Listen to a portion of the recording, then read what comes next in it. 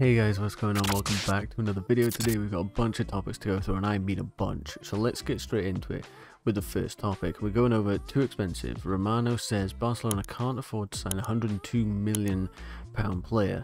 Chelsea are now watching closely, and as you can see pictured down below, it is Ligt. And it said that Chelsea been handed a boost. According to court offside, the 22-year-old is stalling on signing a new contract at the Turin unless his release clause of £102 million is lowered. He claimed the Dutch international has been open with these claims at his club, and has basically said they want to extend him for, I think it's another 2 years, something like that. And he's saying that 102 release clause has to come down. Now I'd expect something in the region of about 80 million is maybe what it will end up settling on.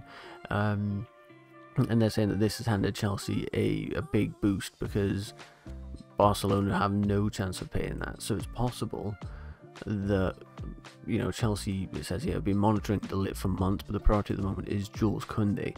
So we're going to go in for Jules Koundé and get that one officially wrapped up and signed and everything. I'd expect that to go through. Does that mean that after after Koundé that we're going to move on to Ligt and see if we can sign him? I personally don't think so, because I think it will have to be the release clause being met for him to go. I don't think even if we offered 85-90 million that they accept that. I think they're just going to say 102 million or he goes nowhere. I think he will end up signing the new deal, in my personal opinion. I think they're going to agree to lower that release clause, otherwise he'll be gone in, I think it's 2 years. So they'll end up agreeing to lower that release clause, and it'll end up being something along the lines of, let's just say like 85 million. And then that's a lot more reasonable. He'll stay there for a few more years and inevitably end up going for likely the release clause fee. But I think he's fine where he is right now. You know, I don't think he's in a rush to move. So for this one, I don't think Chelsea are going to pay anything close to 102 million. And I don't think that Juventus are going to accept anything less than 102 million. So basically, for me, I think this one just goes on for a bit longer. He ends up re-signing with Juventus. Then moving on to Fabrizio Romano reporting that Mason Mount has been waiting for a new contract for months. Chelsea board are planning to open talks with Mount as soon as possible, but it'll be one of the key things for the club. Not an urgent situation, he's here until 2024 officially anyway. And this is obviously something that you'd expect to see, but it is nice to see that Mason Mount has been waiting for a new contract, showing that this guy is Chelsea dedicated through and through. He's not going to jump ship because of potential new ownership not, you know, being what it was under Roman Abramovich or anything. He's here for the club, he's here for the fans, and Mason Mount will be getting a new contract very soon, and I hope give him a 10-year contract. Now I am saying that slightly jokingly because things like that have happened in the past, such as with Kepa, but Mason Mount, if there was anyone that would get one, it would be him. But realistically, a 5-year contract is what we'll probably end up giving him, and I'll be happy to see it. Then moving on to Inter Milan want to strike a salary sharing deal with Chelsea to take Romelu Lukaku back to Italy. They're pushing for a loan move, which will require Chelsea to part pay his wages. Inter are ready to pay just over a third of Lukaku's wages, and this is coming from Andy Dillon, who's actually a West Ham reporter, so you know, maybe take this one with a grain of salt. I don't know his validity, but this is going through Simon Phillips, who tends to share pretty reliable stuff with Chelsea. So let's break it down. It's going to be pushing for a loan move, which we know, I'm assuming, with an obligation to buy. That isn't mentioned, so that does worry me a little bit. But then it says Chelsea to part pay his wages, and they're capable of playing just over a third of his wages. And that cannot fly. If we're paying basically 2/3 of his wages, just keep him at the club. Just keep him at the club and use him as a striker for another year. And just, there is no point. There is no point, in my opinion. I know you get rid of maybe like a bad ego in that dressing room, whatever it might be, but it seems like the players and him get along.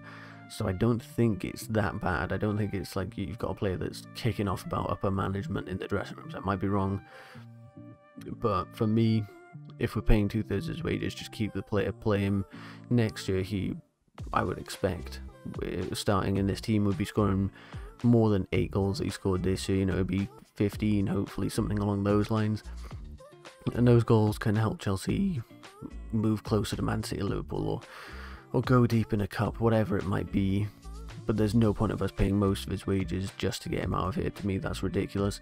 You guys might think otherwise, let me know down below, but for me, this one, if this is accurate, that's very annoying, because to me that just means we keep him. Next up we have a report from Mundo Deportivo, and that is saying Barcelona are fed up with Ousmane Dembele and are now ruling out any future meetings with the player or his agent. So basically that's sealing it to me, right? If that's what's been reported, he's gone. He's a Chelsea player at this point. It's possible he ends up somewhere else. Maybe that'll come and bite me on the backside, but for me, that is just sign the dotted line basically, and it's done, because he is a Chelsea player from now on basically. There's no way reports like this are coming out if he isn't, you know, about to sign with another club. Like, that is the point where they are now at. They're like, okay, he's gone, fair enough, let's move on to someone else, is basically what they're thinking now. So hopefully that Dembele official announcement and stuff will be coming soon. And then next up, Court Offside reporting that Tottenham Hotspur FC have just made a formal offer to Man City for Gabriel Jesus. It says they've offered them 40 million. Now, you might be wondering why I'm reporting this. And it's simply as a sort of inquiry, and you know, I want to get your guys' opinions on this. If Spurs are offering 40 million for Gabriel Jesus, right? Who, of course, I'm sure you're all aware of him, but for those of you who aren't, can play along the entire front line. Young, only 25 years old. This season has made, you know, averages 67 minutes a game, so, you know, not the entire game usually. 28 total matches played, 21 starts, managed 8 goals, 8 assists. You know, I'm pretty sure Lukaku was 8 goals flat in the Premier League, no assists. Kai Havertz, I believe, is 8 goals, 3 assists, or somewhere about there. So this guy's better than, you know, the strikers we currently have at the club. And if he's available for around 40 million, you know, there's no saying that City will accept this, but that's what's been offered. Is Gabriel Jesus the answer to Chelsea's problems? You know, he's more than capable of scoring in the Premier League. We've seen it. 8 goals, 8 assists isn't awful. You obviously then see in the Champions League as well, 8 appearances, 4 goals, 1 assist in that. You can take the EFL Cup, 1 appearance, okay, he didn't play much in there. You know, these are just little things here and there showing that this guy tends to get a goal every, what was it, about 235 minutes, so it's not insane numbers, but he is playing in a team where there's so many players. Like, the Man City team is everyone scoring, you know, the goals don't funnel through one person.